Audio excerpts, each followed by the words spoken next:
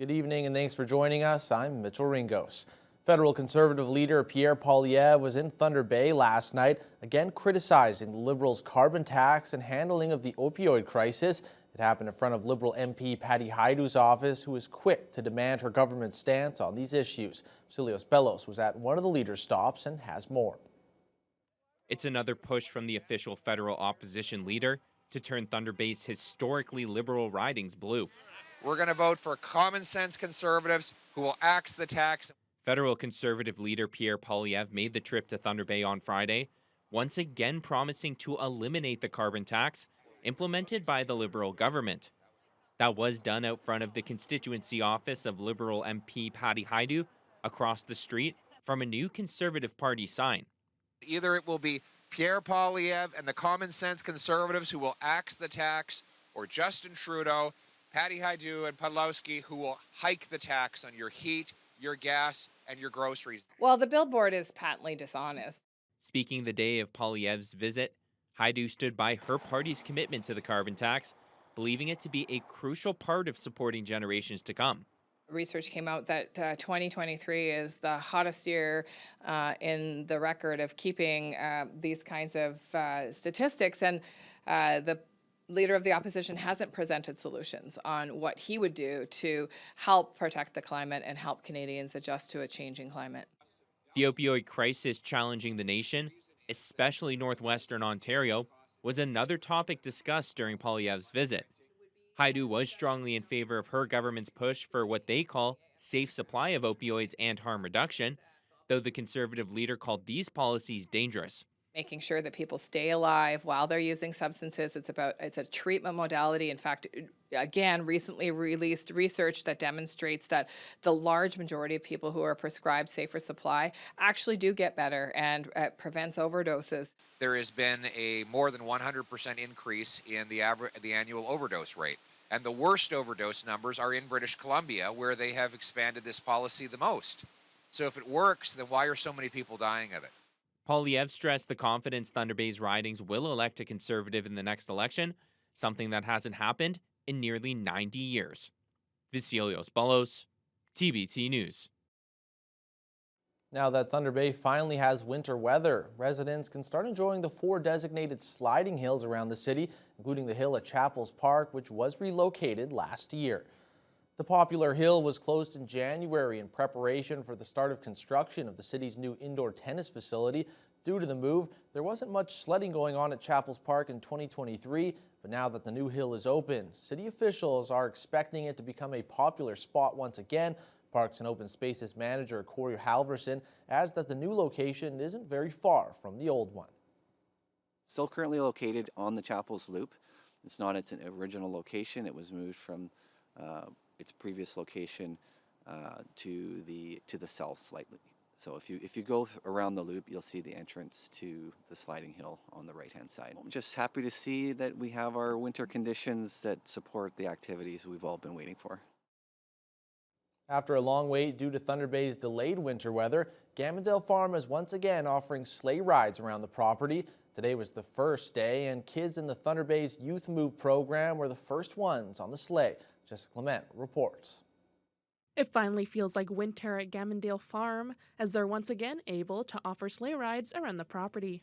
On Saturday, local youth in the Thunder Bay Youth Move program were the first group of the season to enjoy the sleigh rides.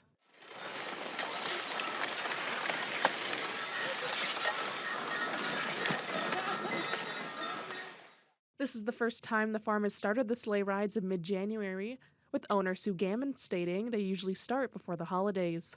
She says that after the long wait, they're finally ready to go. I have my student staff and we're all ready to go. We practiced hard last week every night after school.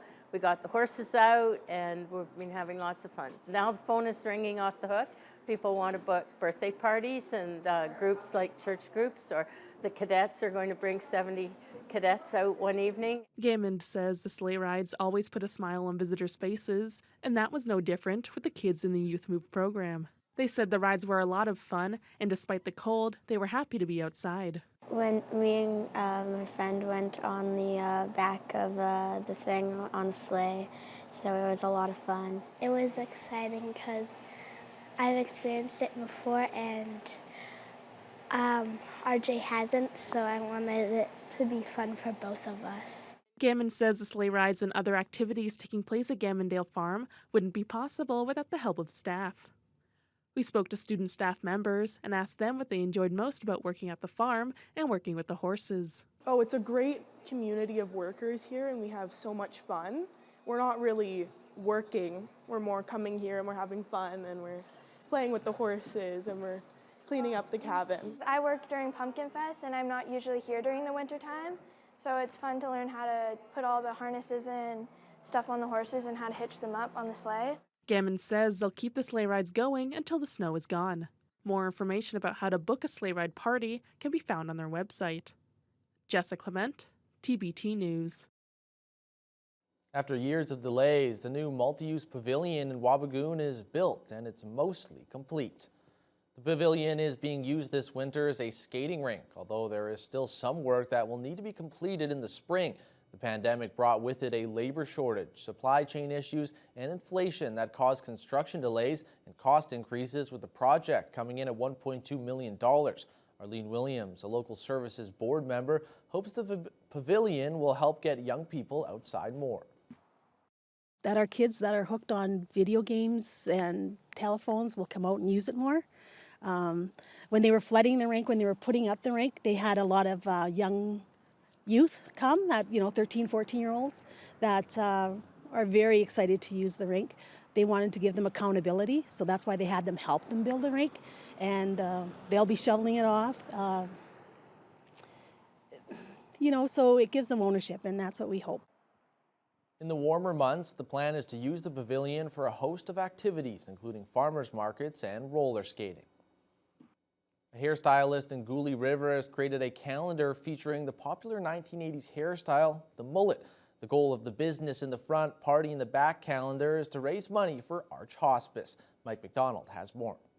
These two cuties, so he would only... Kayla Matthews, owner of Backwoods Salon, says she has long had a soft spot for the business in the front, party at the back hairstyle. One day I was sitting there trimming up one of my clients' mullets, and I thought, how cool would it be to have a Ghoulie mullet of the month calendar?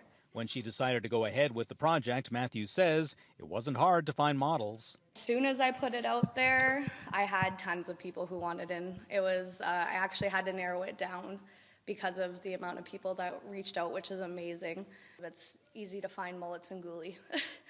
Matthews says all the proceeds from calendar sales will go to Arch Hospice. When she told me about this mullet calendar, I was like, come on, this is amazing. We're so lucky to have her come up with such a creative idea to raise money for Arch. I also just wanted to give a shout out to Cheryl Prue of CPix Photography. She's the one who did all the photos for the calendar and all the editing, and she did all that for free. Matthews, along with her pooch Bandit, is also a regular volunteer at Arch. Bandit comes with me every Friday too to provide palliative care through dog therapy to the residents. He is the most snuggly, smoochiest guy in the entire world, and they absolutely love him. Those wanting to purchase a calendar can reach out directly to Backwoods Salon through social media. Meantime, Arch Hospice is always looking for donations and volunteers. Those interested can reach out directly.